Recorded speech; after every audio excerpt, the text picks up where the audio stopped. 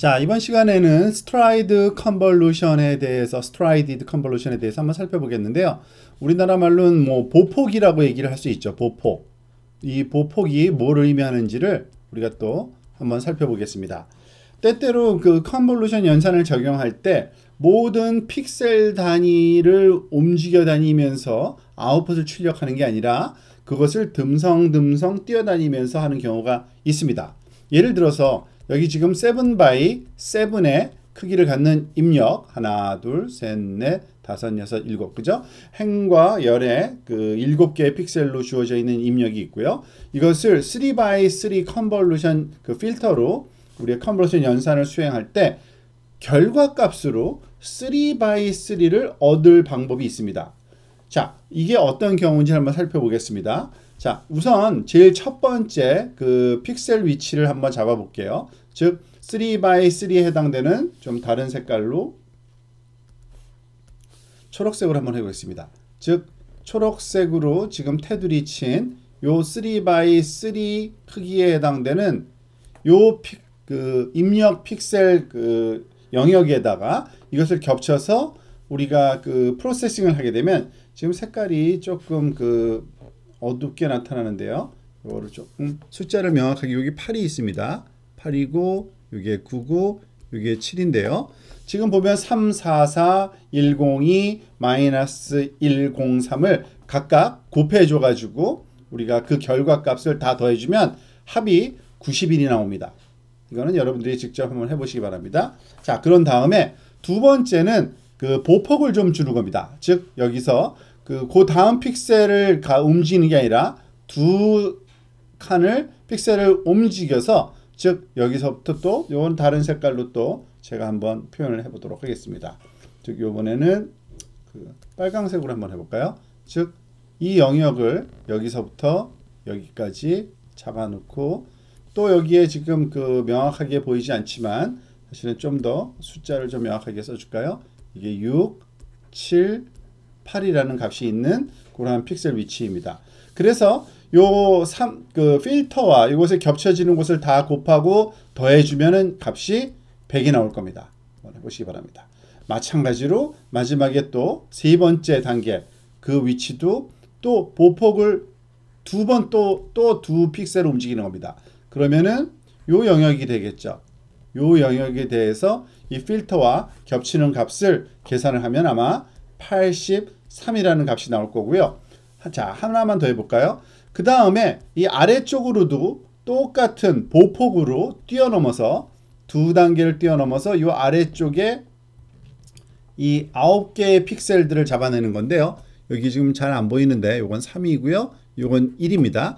그래서 역시 겹쳐지는 그러한 필터 개수와 곱셈을 수행하면은 그리고 더해주면 이게 69가 나오게 될 겁니다.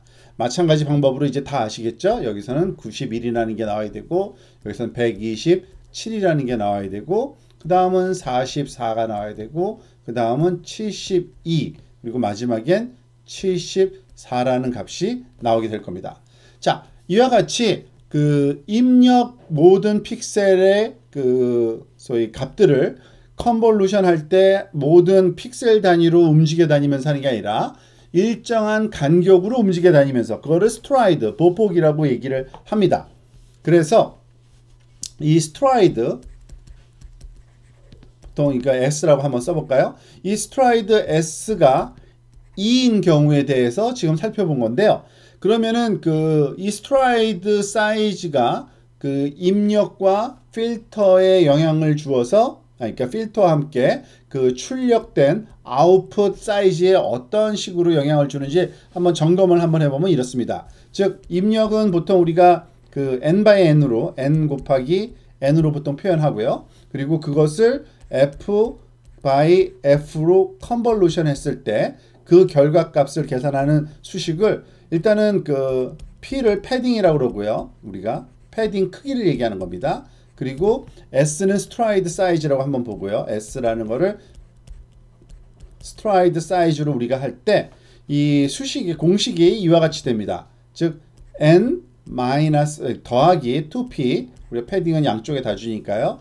빼기 F 나누기 S 더하기 1이 되고요.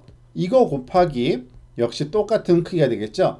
n 더하기 2p 마이너스 f 나누기 s 더하기 1이 됩니다.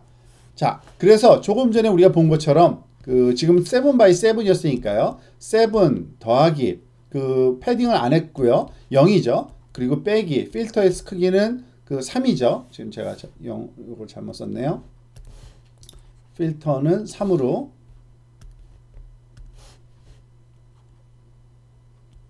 빼기 3이 되는 거고요. 나누기 스트라이드는 2로 줬으니까요.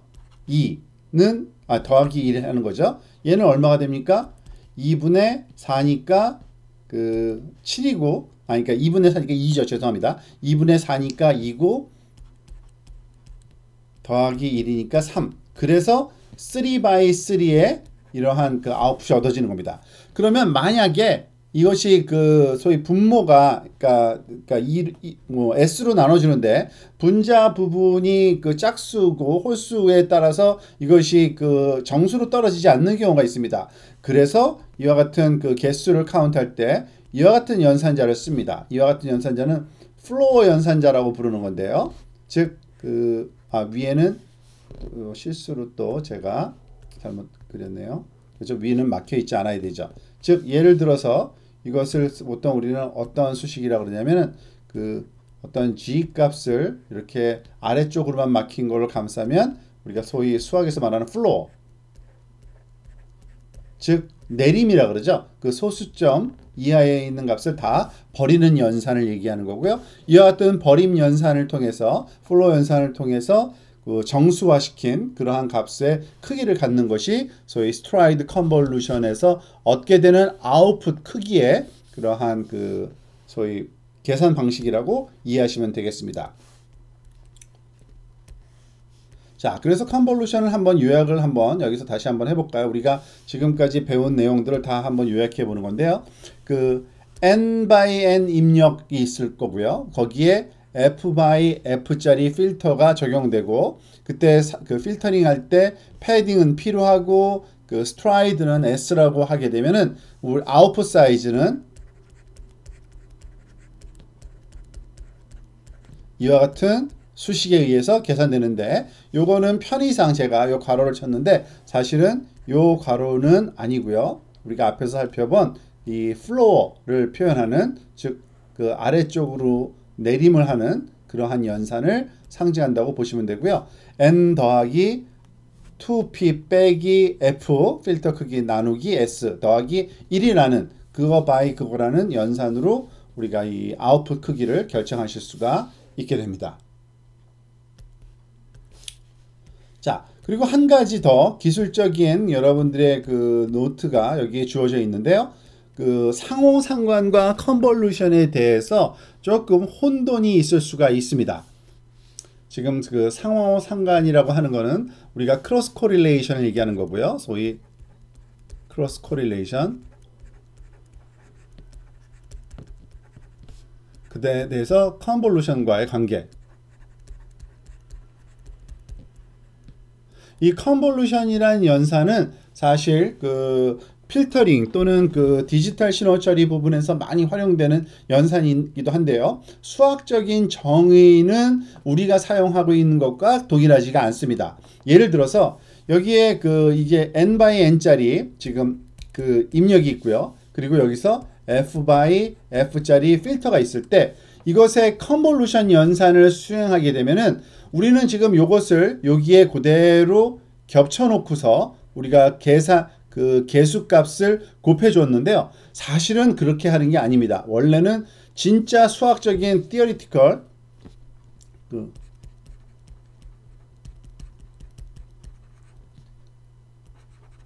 컨볼루션은요.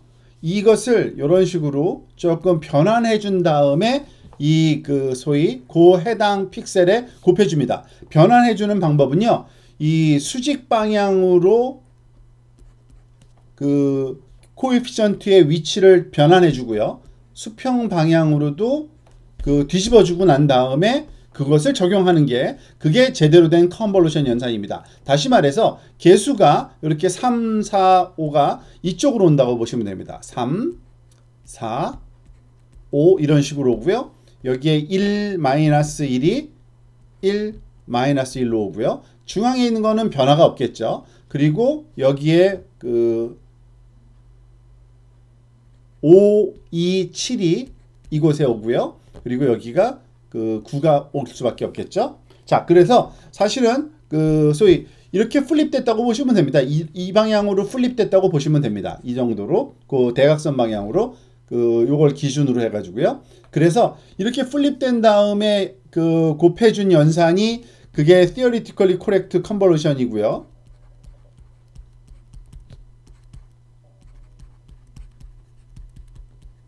우리가 사용하는 그 컨볼루션은 소위 그 수학적인 분야에서 얘기할 때는 크로스 코릴레이션에 해당되는 겁니다. 즉, 이 수평, 그러니까 수직 방향으로 변환이 없이 하는 거를. 그래서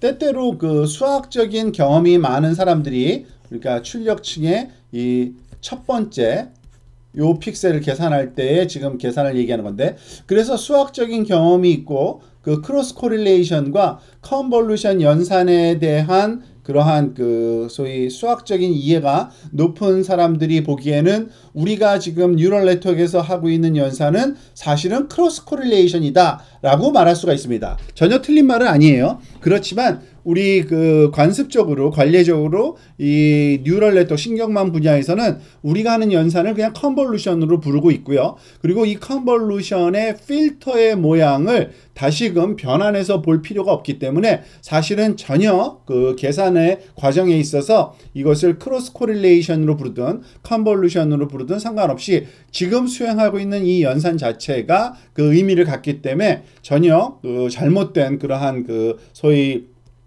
명칭도 아니고 그리고 잘못된 계산 방식도 아닙니다. 우리가 원하는 것은 여기에 곱해지는 그 개수값이 무엇이고 그것이 그 어떠한 그 방향으로 말하자면 보여지고 있는지 그런 거는 별로 중요하지 않은 관계로 계속해서 앞으로도 이것이 실제로는 수학적인 크로스 코릴레이션 연산임에도 불구하고 우리가 하는 연산은 컨볼루션 연산이다 라는 그러한 용어로 지칭해서 사용할 것이기 때문에 여러분들이 그것에 별로 이렇게 헷갈려 하거나 또는 신경을 쓰지 않고 그냥 컨볼루션이라고 쓰셔도 되겠습니다.